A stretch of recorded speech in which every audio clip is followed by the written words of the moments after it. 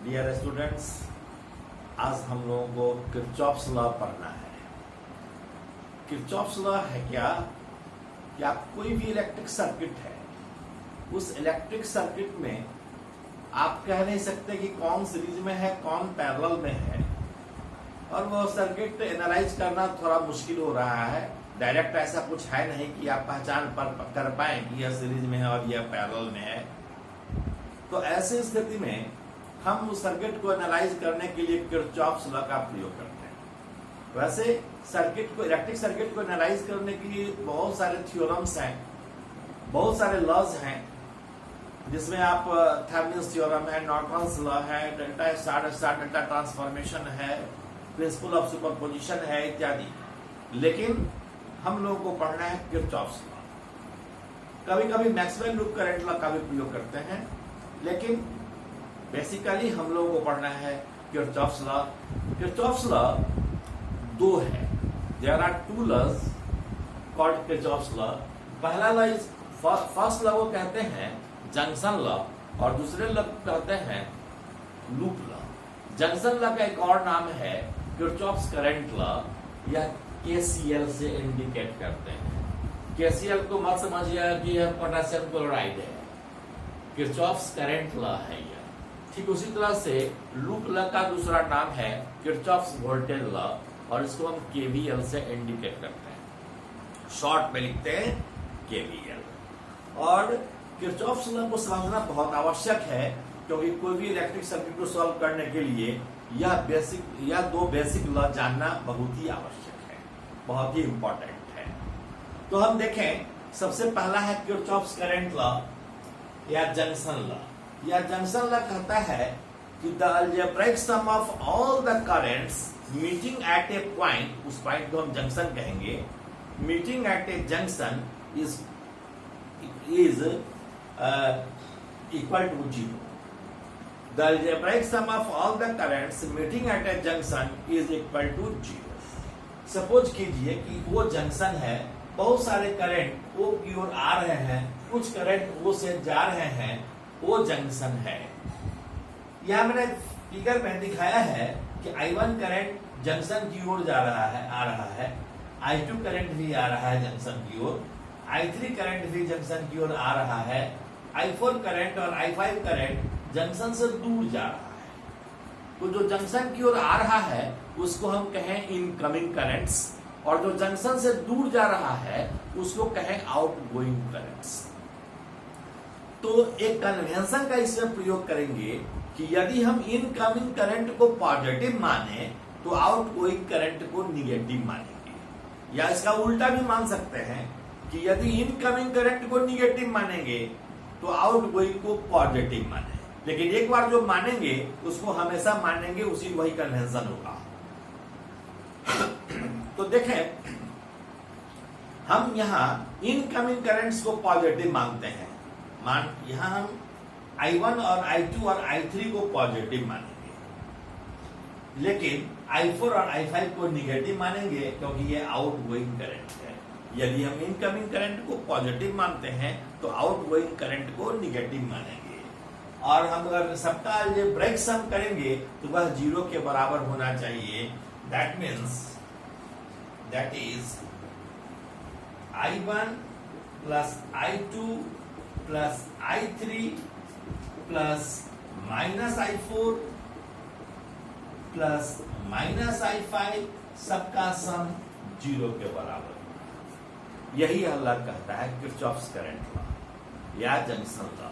इसको हम ऐसे भी लिख सकते हैं कि I1 plus I2 plus I3 is equal to I4 plus I5। अर्थात हम इस लॉ को दूसरी तरह से कह सकते हैं कि total incoming current must be equal to total outgoing current. किसी जंक्शन पर जितना टोटल करंट आएगा उतना ही टोटल करंट जाएगा, दोनों करंट बराबर होगा।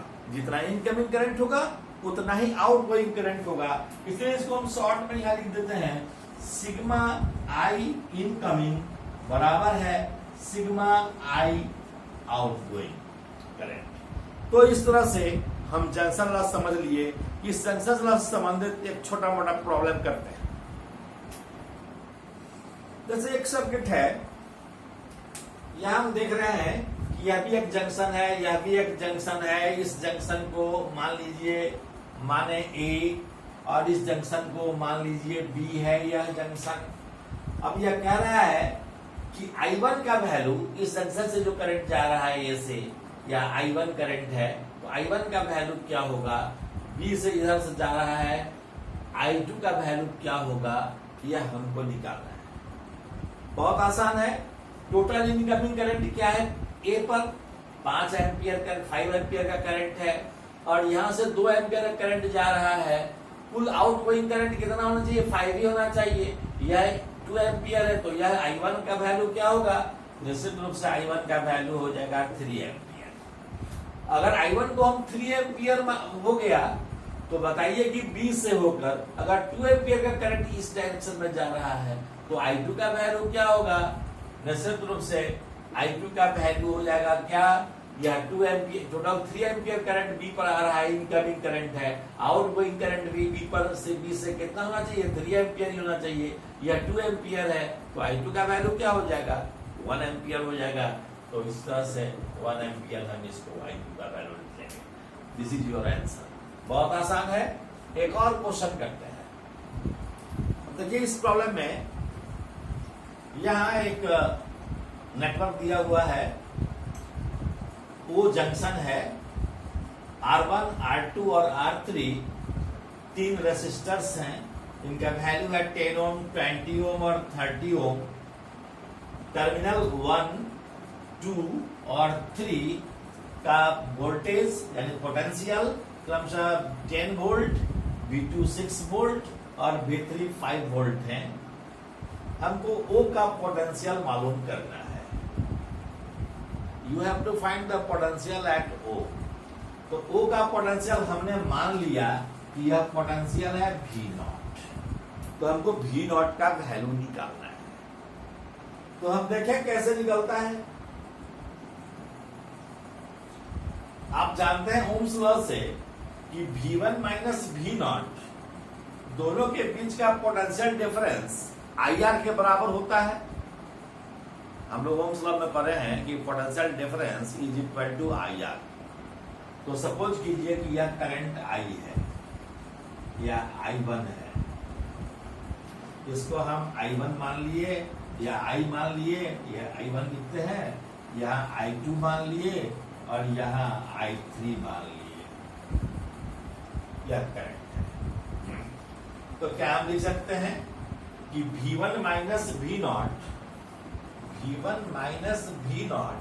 बराबर है I1 इंटू R1। तो V1 कितना है, V1 है 10 वोल्ट माइनस V0 बराबर है I1 इंटू R1 10 I1। तो ये लिख सकते हैं 10 I1। इसको हमने इक्वेशन 1 मान लिया। अब देखिए इसमें देख सकते हैं V0 माइनस V2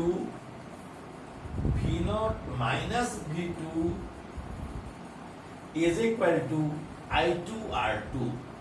तो I2 into 20, this is 20 I2। यह equation 2।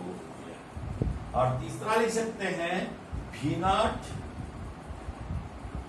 Minus V3 that is V0 minus V3। V2 कितना है, हम V2 का वैल्यू यहां लिख सकते हैं। एक लाइन और लिख दे इसमें, V0 माइनस V2 का वैल्यू है 6 वोल्ट। तो V0 minus 6 is equal to 20 I2। इस यह इक्वेशन 2 है। उसी तरह से तीसरा इक्वेशन क्या हो जाएगा, V0 minus V3 that is 5 volt. V0 minus 5 volt, this is equal to how much, V1 minus 5 volt is equal to 30 into I3। 30 into I3। यह 3 इक्वेशन है। अब हमारे पास तीन कितने अननोन क्वांटिटी हैं? I1, I2, I3 और V0। एक और इक्वेशन होना चाहिए, जंक्शन लॉ से I1 बराबर है I2 प्लस I3 होगा। I1 बराबर है I2 प्लस I3 होगा। तो यहां हम I2 प्लस I3 दे रहे हैं, तो 4 इक्वेशन है और 4 अननोन क्वांटिटीज हैं। तो क्या आप सिंप्लीफाई कर लेंगे? तो आप सिंप्लीफाई कर सकते हैं और सिंप्लीफाई करके आप वैल्यू निकाल सकते हैं। I1 का, I2 का और I3 का वैल्यू आपका निकल जा सकता है, या V0 का वैल्यू आप निकाल सकते हैं। यदि हम I1, I2, I3 का वैल्यू निकाल लें या केवल I1 का भी वैल्यू निकाल लें, तब भी हम इसका वैल्यू V0 का वैल्यू निकाल सकते हैं। और इसको चौथा इक्वेशन मान लीजिए। यहाँ एक में यह इक्वेशन दीजिएगा या इसको रहने दीजिएगा, तो इसमें दे दीजिए I3 बराबर क्या लिख सकते हैं? V0 minus 5 is equal to 30 into I3। I3 की जगह पर I1 माइनस I2 दे दीजिए, I1 माइनस I2। इसलिए I1 माइनस I2 बराबर क्या हो जाएगा? और V0 minus 5 is equal to, अब हमने इक्वेशन लिख दिया। इसके बाद हम क्या करेंगे? I1 के जगह पर क्या हम लिख सकते हैं? यहां से देखिए, I1 के जगह पर लिख सकते हैं 10 माइनस V0 बाई 10। I1 के जगह पर लिख दिया 10 माइनस V0 बाई 10 बराबर है I2 के जगह पर क्या लिख दिए? I2 के जगह पर लिखे V0 minus 6 by 20। V0 minus 6 by 20। उसी तरह से I3 के जगह पर क्या लिख दिए? V0 minus 5 by 30। और इसको सिंप्लीफाई, सब कुछ नोन है, केवल V0 अननोन है, तो V0 का वैल्यू निकालिएगा, यह आएगा 8 volt. This is your answer. Okay, इसके बाद हम लोग पढ़ना है किर्चॉफ्स वोल्टेज लॉ या लूप लॉ। यह कहता क्या है कि कोई भी लूप हमने काट दिया, एक बहुत बड़ा सर्किट रहा होगा, उसमें से एक लूप हमने काट के हटा लिया है, एक लूप काट लिया है। तो कह रहा है क्या कि the algebraic sum of all the potential differences along a closed loop is equal to 0। सभी पोटेंशियल डिफरेंस का, पोटेंशियल डिफरेंस क्या होगा ए और बी के बीच? VA minus VB। बी और सी के बीच potential difference VB minus VC। C और डी के बीच potential difference VC minus VD and so on. तो कह रहा है क्या कि सभी पोटेंशियल डिफरेंस का सम, अलजेब्राइक सम, एक पूरे क्लोज लूप में 0 होगा। कैसे होगा? इसको देखिए। जैसे हमने माना कि कुछ कन्वेंशन लेकर इसमें भी चलेंगे। कन्वेंशन क्या है कि करंट के डायरेक्शन में जब पोटेंशियल ड्रॉप लेंगे या पोटेंशियल डिफरेंस लेंगे, उसको पॉजिटिव लेंगे। जैसे VA माइनस VB हम लिखेंगे I1 इंटू R1, क्योंकि करंट के डायरेक्शन में हम A से B की ओर चल रहे हैं।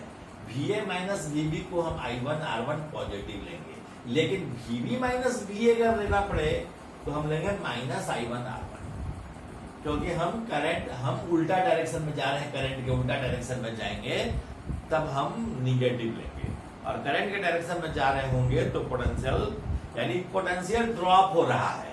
साफ बात है कि पोटेंशियल राइज को हम निगेटिव लेंगे और पोटेंशियल ड्रॉप को हम पॉजिटिव लेंगे। यह कन्वेंशन मानकर चलता है। इसका उल्टा कन्वेंशन भी हम ले सकते हैं। कोई भी कन्वेंशन लेंगे, कोई एक ही कन्वेंशन लेकर चलना है। एक ही प्रॉब्लम में 2 कन्वेंशन नहीं चलेगा।